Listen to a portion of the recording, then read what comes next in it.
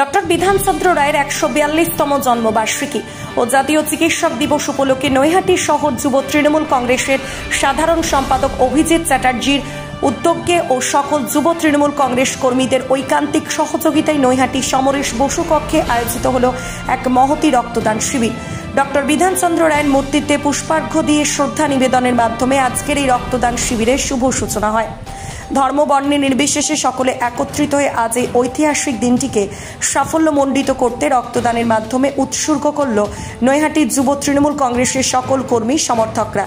এই মহতী অনুষ্ঠানে রক্তদাতা হিসাবে মহিলাদেরও সমাগম ছিল চোখে পড়ার মতো। আজকের এই অনুষ্ঠানে উপস্থিত ছিলেন নৈহাটি শহর তৃণমূল কংগ্রেসের সভাপতি সনদ দে, নৈহাটি পৌরসভার সিআইসি রাজেন্দ্র গুপ্তা, কানাইলাল আচার্য, নৈহাটি পৌরসভার কর্মচারী ইউনিয়নের সভাপতি তপন দত্ত, পার্ষদ কৌশিক চক্রবর্তী সহ একাধিক নেতৃত্ববর্গ।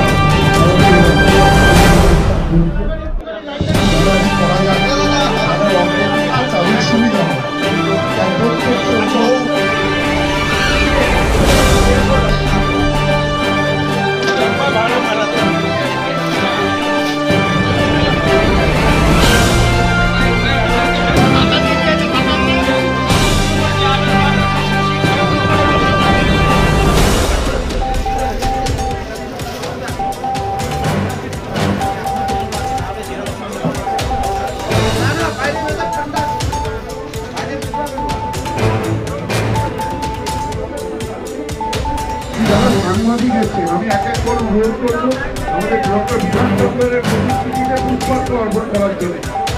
যারা সাংবাদিক এসেছেন প্রত্যেককে অনুরোধ করবো ডক্টর বিধানচন্দ্র রায়ের প্রতিকৃতিতে পুষ্পার্ঘ অর্পণ করার জন্য প্রত্যেককে অনুরোধ করবো। সাংবাদিকরা সবসময় আমাদের পাশে আছে, যেগুলো কাজে আমরা তাদেরকে তাদের বাইরে থেকে আমরা অনুরোধ করবো।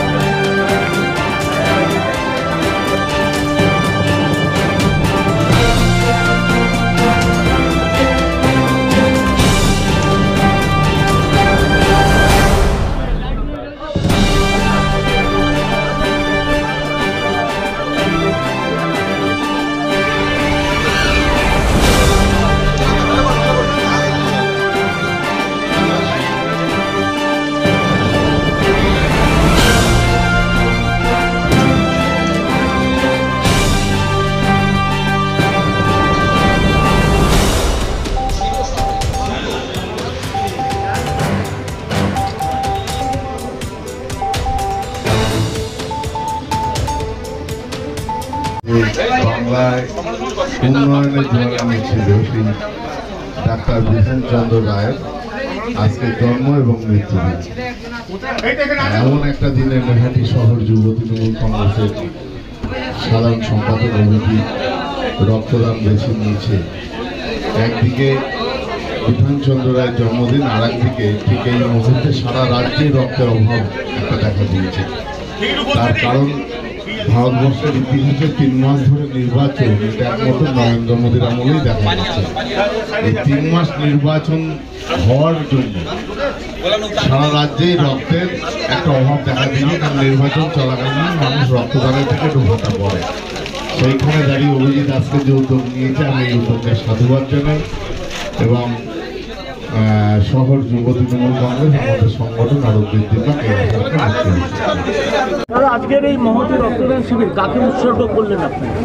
আমরা ডক্টর বিধানচন্দ্র রায়কে, যিনি রাজ্যের মানে প্রথম রূপকার, দ্বিতীয় রূপকার অবশ্যই মমতা বন্দ্যোপাধ্যায়, প্রথম যিনি রূপকার রাজ্যের প্রথম মুখ্যমন্ত্রী ডক্টর বিধানচন্দ্র রায়কে আমরা উৎসর্গ করলাম এই রক্তদান শিবির। এখানে দেখা যাচ্ছে যে অনেক যুব সংগঠন আছে, পাশাপাশি মহিলাদেরও কিন্তু সমাগম দেখা যাচ্ছে। তা কতদিন রক্তদান? দেখুন, আমাদের আবার টার্গেট ছিল 200, কিন্তু পুরো সেন্ট্রাল ব্লাড ব্যাঙ্ক ইউনিট যারা যে কথা দিয়েছিল তারা সে কথা রাখিনি, এবং আর একটা ব্লাড ব্যাঙ্ক ইউনিট তারাও আসতে পারেনি। আমরা এনআরএসকেও বলেছিলাম, তারাও আসতে পারেনি, কারণ আজকে 1 জুলাই তাদের নবান্নে মিটিং আছে, তাই তারাও আসতে পারেনি। আমরা 200 টার্গেট করেছিলাম, চেষ্টা করব আরও অন্তত 170-80 জন করার। আজকে আপনার উদ্যোগে এই মহতী দিনে রক্তদান শিবিরে একটা সমন্বয়ের চিত্র দেখা গেল, সম্প্রদায়ের মানুষ একত্রিতভাবে রক্তদান করছে। প্রথম আমি মেনশন করি, এটা আমার কোনো উদ্যোগ না, সকলের উদ্যোগ। সকলে মিলে সহযোগিতা করেছেন। যেভাবে প্রচুর ডোনার তাদের ফিরিয়ে দিতে হচ্ছে, মানে সকাল থেকে তারা লাইনে দাঁড়িয়ে আছে, মহিলারা যারা এসছেন, পুরুষেরা রয়েছেন। মারোয়ারি কলের আমাদের বাপ্পা খান বা আমাদের এরশাদ, পাপ্পু কুরেশি বা আমাদের মুন্না ফুলপুকুরের এবং আমাদের নবীন সংঘ ক্লাবের যারা উদ্যোক্তা রয়েছেন, তারা সবাই যেভাবে সহযোগিতা, আমার টোটো স্ট্যান্ড, অটো স্ট্যান্ড, আমাদের সকাল থেকে যারা রয়েছেন, আমরা সকলের উদ্যোগে, এটা কোনো ব্যক্তিগত প্রচেষ্টা, এরও মহৎ কাজ করা যায় বলে আমার মনে হয়। দাদা, আজকে এই রক্তদান শিবিরের মাধ্যমে দেখা গেল মেলবন্ধনের একটা ব্যাপারটা দেখা গেল, এটাই কি বলবেন? এটাই তো বাংলার মেলবন্ধন। আপনারা তো দেখলেন কালকে খেলার দিন, যে ওয়ার্ল্ড কাপ জেতার পর যে প্রথম একাদশে ছিল আজকে ইরফান পাঠান, তার কান্না বলে দেয় যে ভারতবর্ষ সকলের, কারোর বাপের সম্পত্তি নয় ভারতবর্ষ কোনো বিশেষ সম্প্রদায়, সকল মানুষ সমানভাবে এই দেশকে চালায়, এটা তারই একটা ছোট সংস্করণ।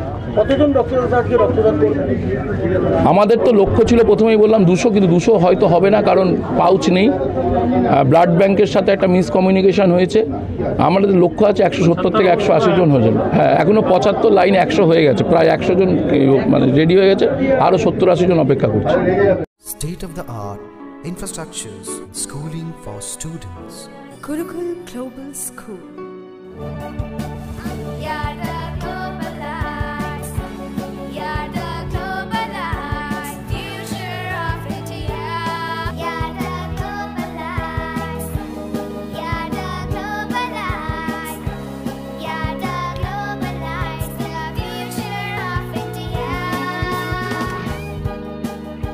Welcome to Gurukul Global School, a home away from home.